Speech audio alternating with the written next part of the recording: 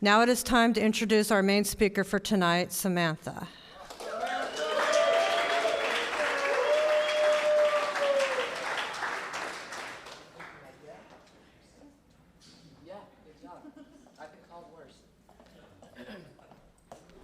Oh, there's a purse up here.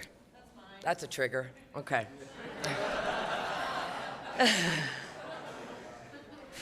Are you ready, Dave? Sweet. Hi, family. I'm Samantha. I'm an alcoholic.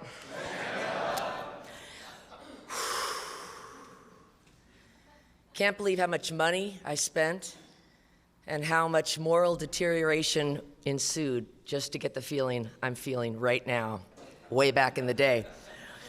Now it's on the natch. I want to thank Paul for asking me. Where's Paul? Hi, Paul. And for Dave for recommending me. Those are the guys to blame after this is over if we disagree. I want to welcome all the newcomers, the resumers, the returnees, retreads. Welcome if you're new or used. Welcome here to Alcoholics Anonymous. Happy birthday to the birthday people. Susan and Gonzalo, happy birthday. Awesome. I want to welcome all the drug addicts, stoners, speed freaks, junkies, dope fiends. Welcome. Welcome to Alcoholics Anonymous. We hope that you can get a sponsor and learn the steps and the traditions and why it is that we call ourselves an alcoholic at an Alcoholics Anonymous meeting out of a singleness of purpose. But I'm an alcoholic that slammed methamphetamine, which makes me a very busy alcoholic that got nothing done. I was very scandalous in the process. So I never apologize for, that's not true. I mean, I apologize all the time, and I make amends all the time. I make amends a lot more often than I apologize. Because the 10th step clearly says that you have to admit when you're wrong. And I used to hate the 10th step because I would prefer, it's like, I'm sorry. And it doesn't say that. It says admit when you're wrong. So I realized that I could admit when I'm wrong promptly. And you don't even have to be sorry. Just between you and me. Because frankly, I can say, I was wrong to talk to you like that. You dumb son of a bitch. But I'm not sorry. Not yet. So anyway, that's the beauty of the 10th step, just saying. My sobriety date this time is September 5th, 1995. I have a sponsor. She has a sponsor. I have a home group in Phoenix, Arizona. It's a Wednesday night women's meeting at 4848 South Central. 48? That's for the girls. I want to welcome Nicole. Welcome, Nicole. Glad you're here, baby. It's her first meeting, so we're her first speakers. So no pressure. Susan, you were wonderful. Thank you so much. Thanks a lot. I know it's hard, huh? It's shaking up here. I'm the demotivational speaker, just in case you want to know, so get ready. 4 steps for everybody. Just kidding. Oh, shit. All right. My story.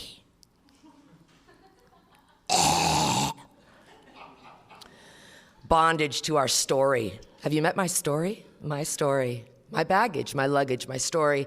I came to Alcoholics Anonymous and I didn't know that I could write a new story. But since coming, I can, and that's what I try to do every day.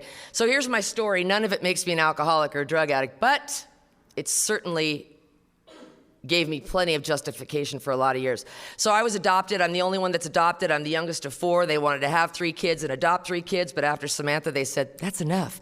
And I used to think that was kind of cute until I started to get offended, so that was probably my first resentment. And then I was touched inappropriately by my brother, and I guess it's molestation, but I don't know, it was a game. It was called Slave Girl. It didn't hurt, you know what I mean? It probably felt good. But just saying, you know what I mean? So if you're one of those chicks or guys that was molested or raped or hurt, I'm not trying to minimize it. I'm just saying it's fucking over. You know what I mean? For me, it's over. And I kept living like it wasn't over. And I kept making choices and decisions that would continuously put me in that place and it would continuously nurture a part of me that was a victim, that was self-righteous, that was entitled, and it nearly killed me. None of that makes me an alcoholic. See, what tends to make me an alcoholic, I think, is whiskey. I think alcohol made me an alcoholic. I think you have to drink it. And what makes me an alcoholic is that I'm bodily, apparently, and mentally different from my fellows, and that this disease rests in my mind.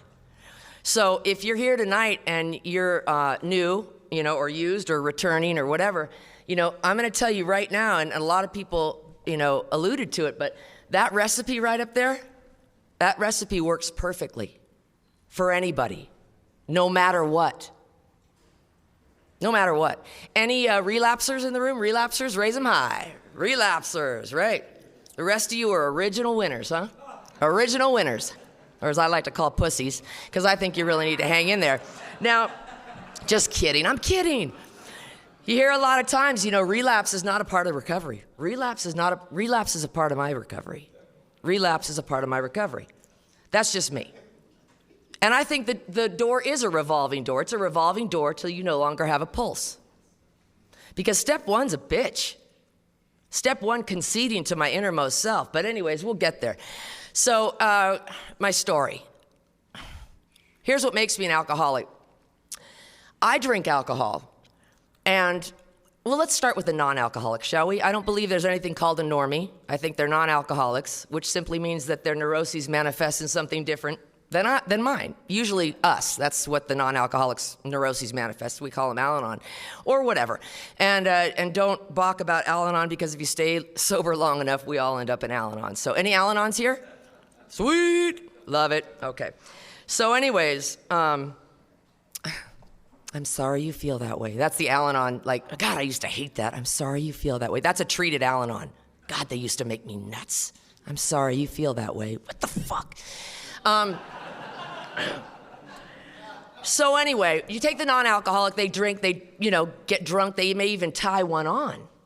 99.9% of the time, they're gonna go home to their own bed, and they're gonna go to something called a job in the morning. Now,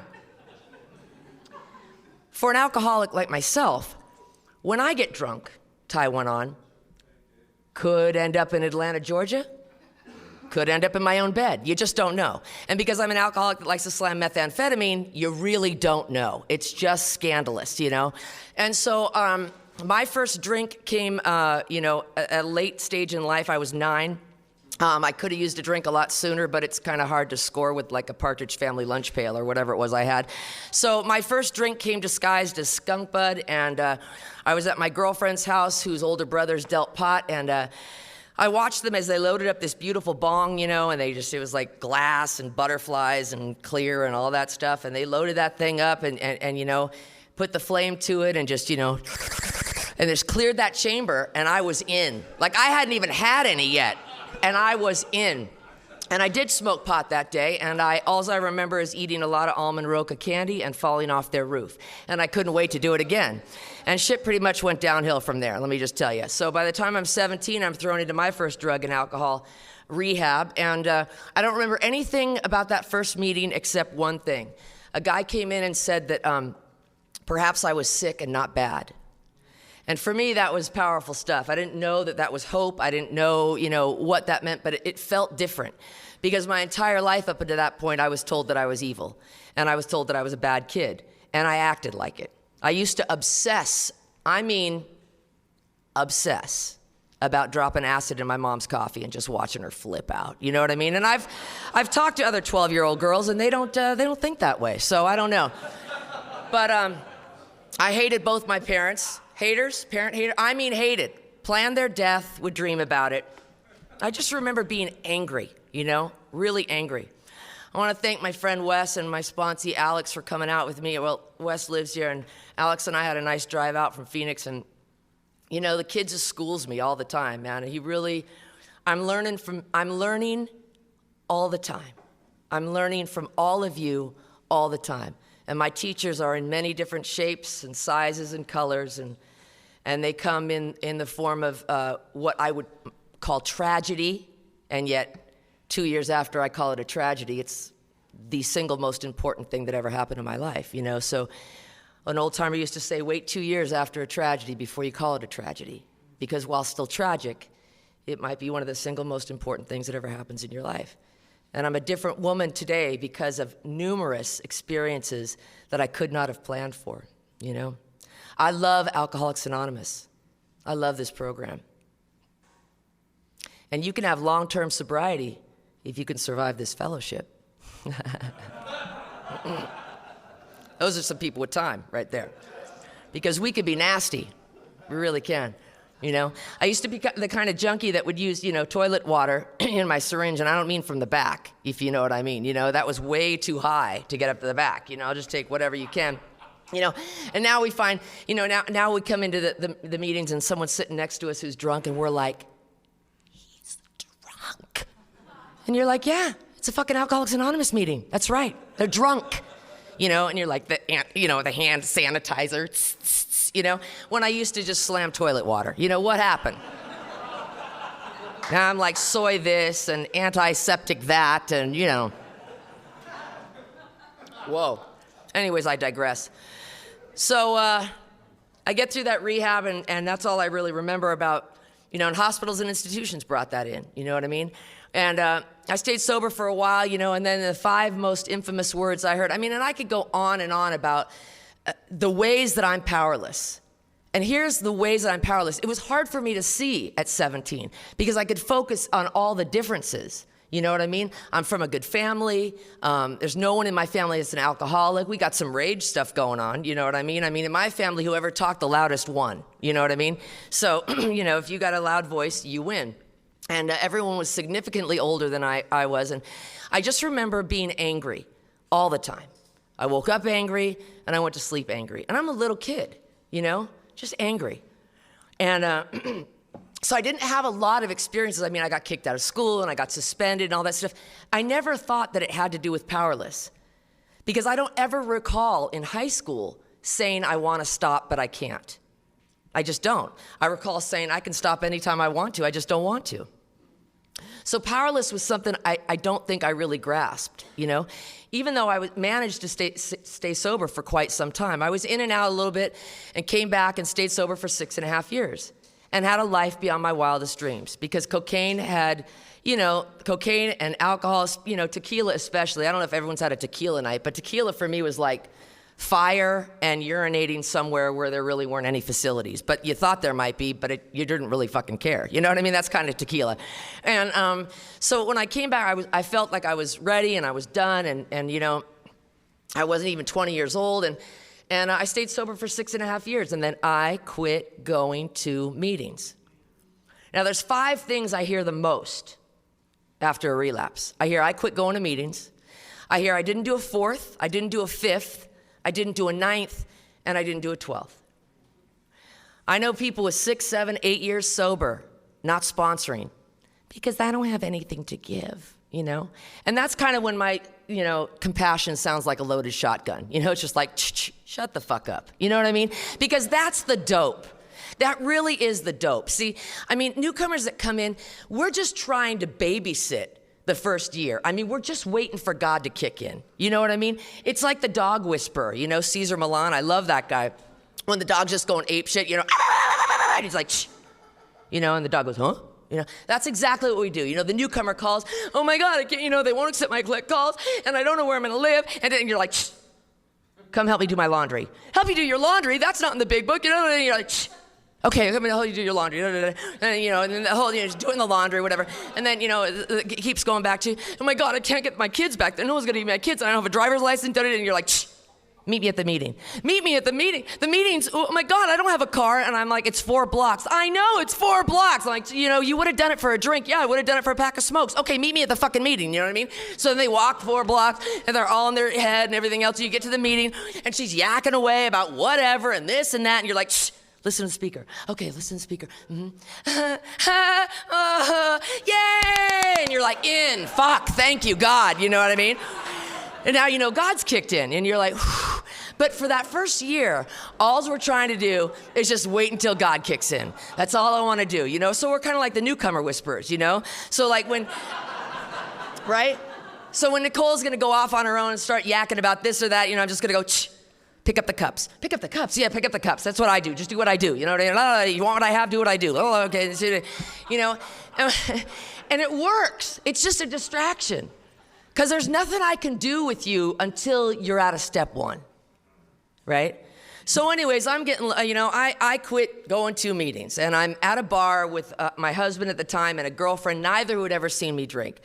And it's always really kind of charming to tell non-alcoholics that you're a recovering alcoholic, because they say things like, that is terrific.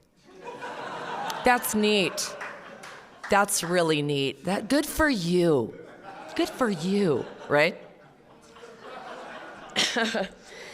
And I hadn't been to a meeting in about 6 months, and I'm always the designated driver. I've been to bars tons of times, 6.5 years sober, blah, blah, blah, shoot some pool, whatever, drive them home. I got my Diet Coke in front of me. They both got a glass of wine in front of them. And they're having a conversation, and my head has been going. Now, my head's been going for a while. And, for a few months, And suddenly, the thought occurred to me, which is like in italics in the big book, right? That perhaps if I put a little whiskey in my milk on a full stomach, things wouldn't go so bad, I love Jim. Jim in the big book is my favorite. You know the story of Jim? Some of you guys don't know the story of Jim. You don't, because you haven't been in the big book yet.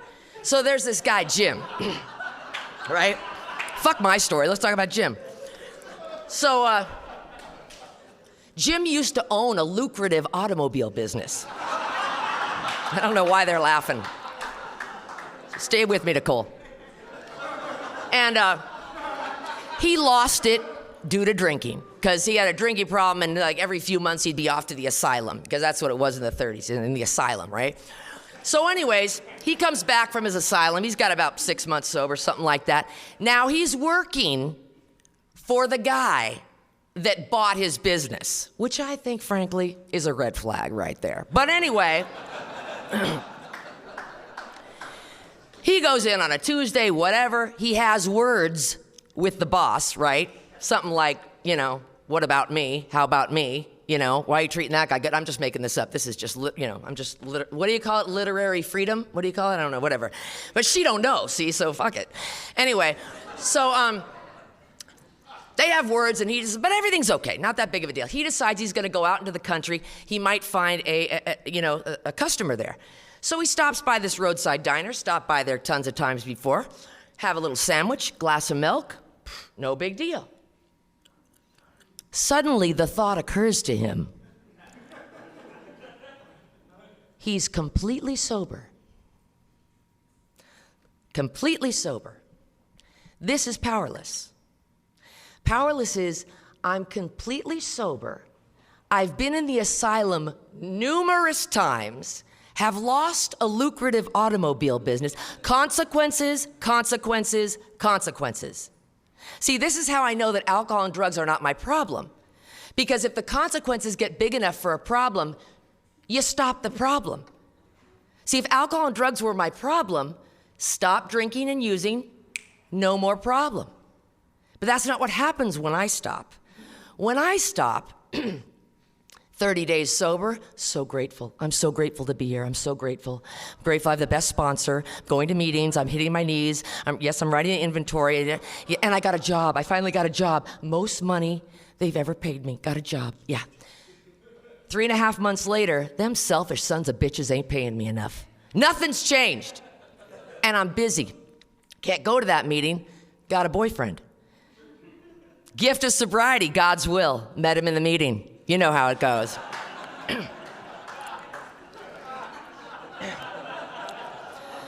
So while I'm knee deep in flesh, right, I got sponsees calling, I'm busy. God's will. I'm saying you relate. Some of you relate.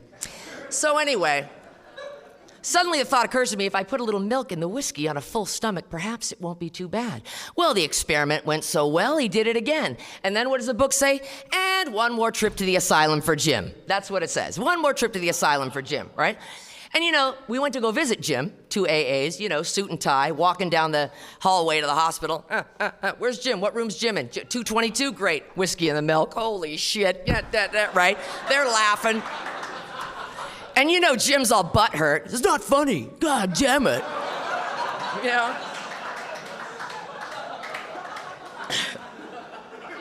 They pull themselves together. You're right, Jim.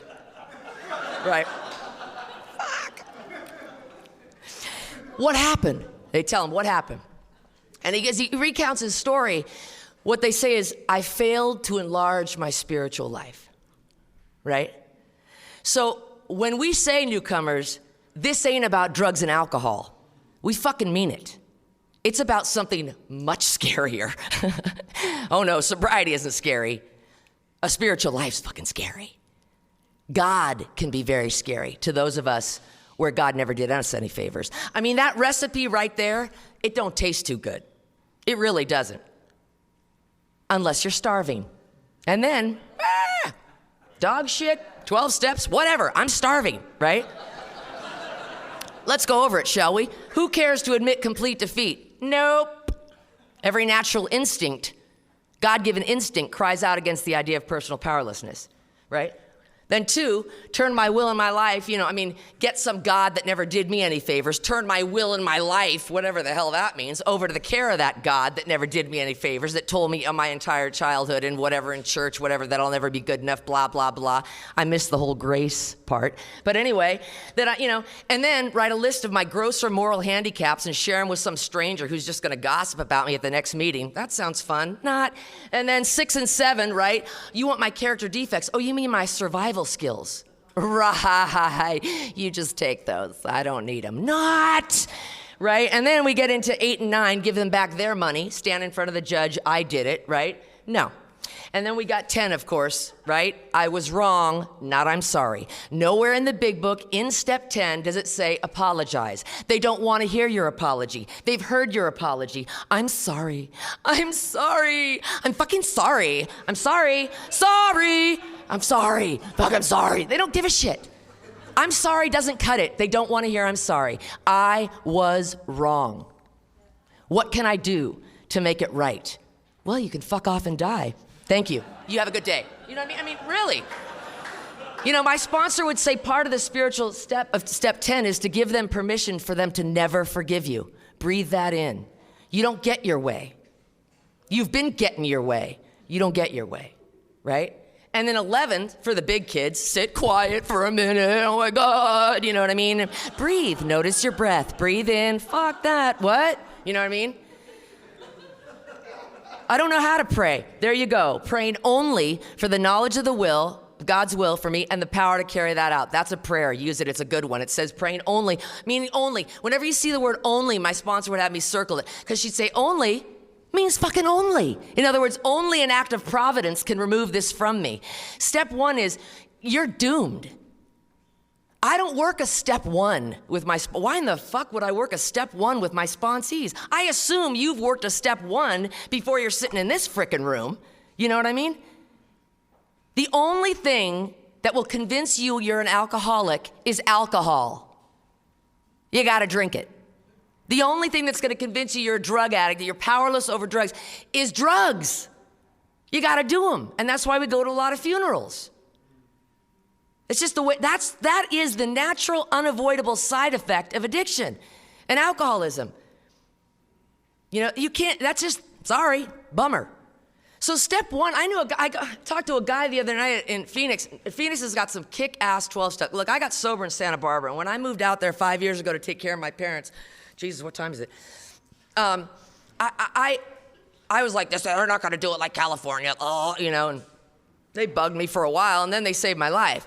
And I'll tell you right now, man, they have a kick-ass program and a lot of young people and a lot of good stuff. And they do it from the book, And I was talking to this guy, and he's like, I take my guys they're on step 1 for a year. I was like, okay. And I was having coffee with him. It was kind of like a date. And as soon as he said that, I was like, God, I don't want the date to be over. I gotta get it, And how do you get, I just knew, this is gonna be a problem. I'm gonna open my mouth and something's gonna come out and he's not gonna like me anyway. So, I just, a step a year. And I said, oh, how are they doing? Well, they're staying sober. I go, wow, step 1, man, what do you have them do? Well, we go through this, step 1 kind of thing, this worksheet, right? Yeah. And then And then I have them say this prayer, and I go, well, that's not step one. That's good. You're doing step one and step two, because there is no hope in step one. Step one is you're fucked. Next, let's get on. Step two is where it's at, right? I got to get you some power. Lack of power is your dilemma. You don't need to tell me all the different ways you're powerless. I don't frankly give a shit. If you've asked me to be your sponsor, I know you're fucking desperate. You know what I mean? It's like, let's go, right? And then, of course, 12 is the kicker. Who cares to sacrifice time and energy carrying the message to some other ungrateful broad who's not going to stay sober anyway? I'm paraphrasing, of course, but it says something like that, right? And the average alcoholic, self-centered in the extreme, doesn't care too much for this prospect unless he has to do it in order to stay alive himself. I was 8 years sober before I caught alive. I thought it said sober. No, it says alive, which prompts the next reasonable question from any alcoholic. What kind of death are we talking about? You know what I mean? Because don't rush me. I mean, if it's a fast death, you know, it's like alcoholic death, spiritual life, you know, and you could take a poll anywhere around the world and everyone will go like, I don't even know what you're talking about, but I'll take a spiritual life. But not alcoholics. They're like, wait a second, don't rush me. Alcoholic death, spiritual life. Is it a long death? Bloody? What's it? And you're like, dude, just pick. Hang on. God, don't rush me. So, you know, I mean, this is, you know, my sponsor said, I want you to pick the most long, drawn-out way to die, you know? And I thought icy shark-infested waters, you know?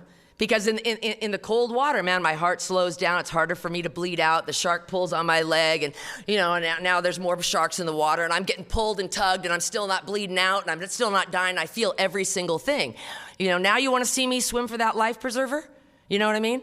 Because it says, but when we laid hold of this AA principle in the first step, which frankly, I think the AA principle in the first step is an ass kicking is necessary. Next, when you lay hold of that principle with all the fervor, passion with which the drowning sees a life preserver in icy shark-infested water, they almost invariably got well. Yeah, no shit. You know what I mean? Because that is the passion. So when people are like, oh my God, Sam's your sponsor. God, what a Nazi. What a big book thumper. Like I should be thumping some other book. I don't even know. And Nazi, I don't really get that. But I just look at him and I go, you know what? You should have seen me drink. You know what I mean? Because after 6.5 years, when I picked up that half a glass of white Zinfandel, and my non-alcoholic girlfriend turned to me and she patted me on the knee and she said, well, good for you. You showed them. A voice, and this is why I speak, anywhere I'm asked, anytime I'm asked, because this is for me.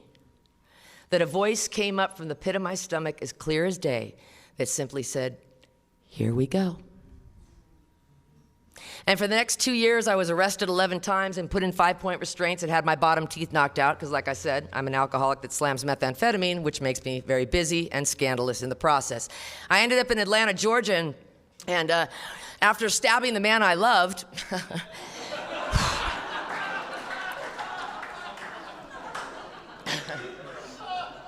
now this will make sense to you, because he was leaving with a full jar of peanut butter, which is very strange since I hadn't eaten since '94.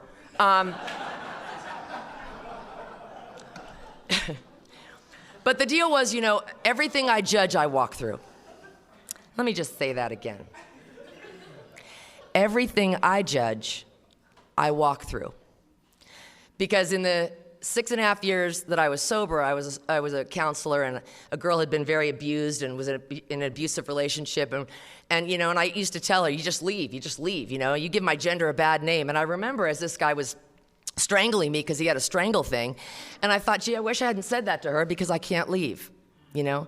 And so that's kind of why the knife came out that day. I just had been tired, you know, I would like go unconscious and wet my pants, and you know, the whole 9 yards. It was good stuff, good times. But you know, and I remember coming out to California, and someone drove me out who sold me weed, and he would always say, why don't you just smoke pot? You know, I'd be like, I don't know, you know what I mean? And I remember tying off for the last time somewhere around, I don't even know, Montana or Oklahoma or something. I slammed some stolen Ritalin, which by the way is water soluble, but you gotta work at it. And I drank a few Red Wolf beers, and I saw the Pacific Ocean, and I was like, okay. And I knew, you know, that I was gonna be done for a while, you know? That it had sufficiently kicked my ass, you know? Powerless and unmanageable means, you know, it's kind of like getting in the ring with Muhammad Ali in his heyday. You know what I mean? I mean, you get the ever-living shit kicked out of you. I mean, the whole 9 yards, the eye popping out, you know, it's like the Monty Python, you know, I'm not dead yet, with blood spurting out, you know, that whole kind of thing. And then you go to the emergency room and they take care of you and everything. And then a month later, because I'm unable to recall with sufficient force the memory of the suffering of a week or a month ago, I'm without defense against the first drink. And I'm without defense against the first drink at 17 days sober or 17 years sober. The power of choice has been removed. And the delusion is that when I get clean and sober, choice is restored. I hear people all the time, I chose to pick up a drink. Not in my fucking program, you don't. Not if you're an alcoholic like I am. The choice has been removed. I have a choice, once I'm restored to sanity, to nurture my spiritual garden, to continue to do things that bring me closer to my higher power. Because this whole program, I'm sorry to tell you, this is a God thing. And I don't give a shit what your God is or isn't or whatever. I have a very metaphysical thing, man. It is a higher self for me. It is the fearless, soft, precious, all-knowing, wise old woman that resides within me. I love what Gonzalo talked about, and I think maybe we're saying the same thing, but I have a pet peeve about it. When people get up with a lot of time and they say, I did nothing. It was not of me. And I think we're saying the same thing, and I think, you know, we get it. But it's very important, I think, for the newcomer to hear that once I had no power, now I do. I am tapped into a source of power that keeps me making decisions to keep me clean and sober. I'm not going to stand up here and say, of and by myself, I am nothing, meaning,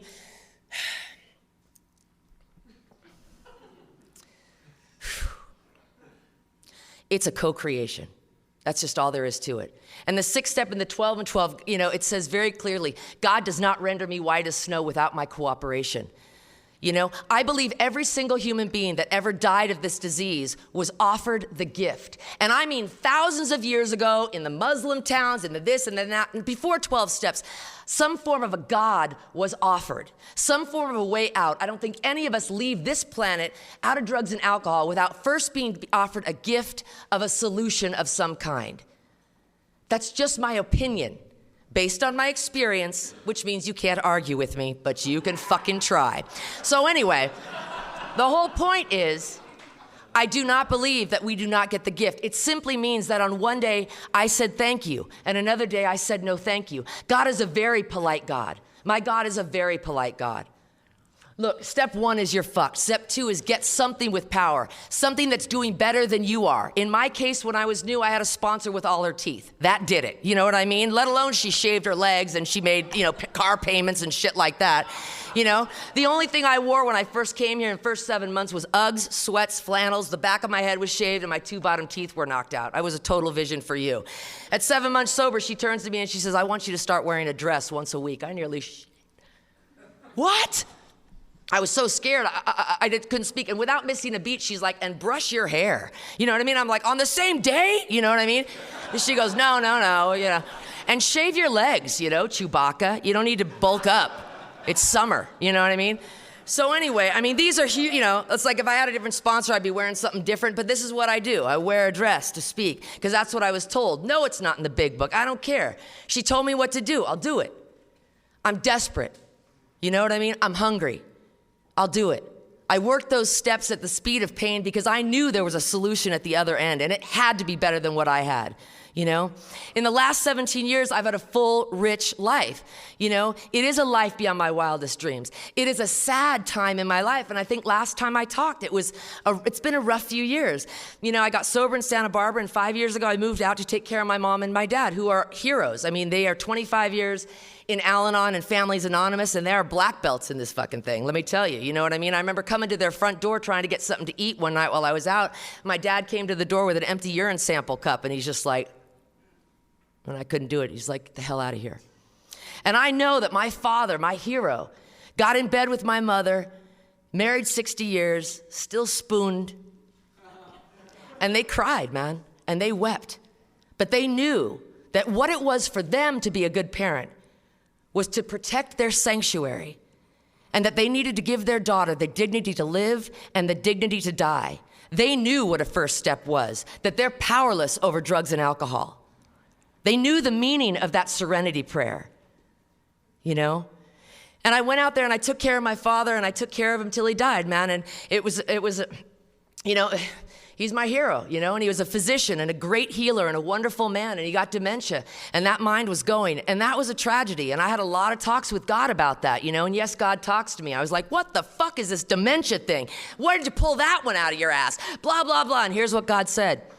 Never thought you guys would live this long. You know what I mean? That's just what he said to me. But anyway, and it realigned me. I was like, that's a good point. You know what I mean? Like, okay, got it. So anyway, and I don't know if that's really it, but it gave me something. You know, and people in this program have given me something. And I remember the last day, man, when he closed his eyes, and the whole week before he died, I was like, don't do it, don't do it. I can't do it without you. I can't do it without you. And the day that he died, I went in there a few hours before he went, and I don't know what had shifted in me. I don't know what had changed, but I said to him, Daddy, you can go. I'm gonna be okay. Not believing a word. But something came out. I am the drug addict. I am the felon. I am the one that has gone to the psych ward. I have the papers to prove it. I am the only troubled child in my family, and I'm the one that's writing the checks. And I'm the one that's putting him to bed and cleaning him up and putting him in diapers. And now it's me and my mom, and I'm doing the same. And it's not, yay, Sam, aren't you wonderful? I'm good with crazy people. You know, I'm good. My dad's dementia scared my brothers and sisters. It made them uncomfortable, you know? And I'm good with it. You know, I went to law school, man. I graduated, I have a doctorate degree, and that's what I did for the last 5 years is clean shit, you know what I mean? And I'm good at it. You know, if you need your ass wiped, I'm your girl, you know? And I'll do it with dignity and with a smile and, you know. And I don't know what I'm doing, you know? I'm out there now. I haven't worked since May. You know, I want to come back to California. I can't leave my mom. I don't know. I don't know what I'm doing, you know? I know I've never been this old. I know I've never been this sober. I've never been here before. I don't know what I'm doing, but I need to read something, and I'm sorry if it goes a little bit over, but this is what it says, and this is a powerful thing from Clint Hodges, and it's one of my favorite speakers, and I was really in a rough place in June, man, and something really shifted for me. And he said, it's true that I am a drunk, and that my soul lives in the shadow of my emotions, and yet my life has had its meaning, and there have been songs sung for me. And the hand that made the spirits and me and you and all that I have ever seen seems to have abandoned me. My life in all its ruins has been a search for him. And I realize that I cannot pray my way out of problems I keep behaving my way into. You know what I mean? I realize that there is a deep, deep need for all of us. I'll just speak for myself, but I believe there's a deep, deep need in me to be connected to you, to the universe, to God. I believe that God is in the space between you and me, and that I have to lean in. And that I cannot be intimate and protect myself at the same time. And I can claim all day long that I want intimacy, but not while protecting myself and putting on a piece of armor every time. I can't. And if God is in the space between you and me and I'm protecting myself from you, I can't be with my God. I know for sure that there is a part of me that had to die in order for me to be with you and be with my God. And the part of me that had to die is the part of me that thinks I can run the show. And alcohol and drugs pulled a great whammy on me. It really made me feel like I could run the show without having to die. And it lied. And the core beliefs that you guys are sitting there and suffering with right now that have nothing to do with your drug and alcohol use, it's the core belief about I'm not good enough and I'm not gonna be okay and it's never gonna work and I'll never be pretty enough or my dick won't be big enough or I don't know what the fuck your core beliefs are, but they're the core beliefs. You know, Wes always talks about it, man. Women are dangerous and men are unsafe. These are the core beliefs that I keep living. I'm not wanted. I was adopted. I have a ton of evidence of how I'm not wanted, and yet I have thousands of evidence of how much I'm loved and how much I'm appreciated and how much I'm wanted. I have to nurture that. I have to know that. I have to remember that. And a core beliefs inventory is what it is. Our inventory says people, institutions, and principles.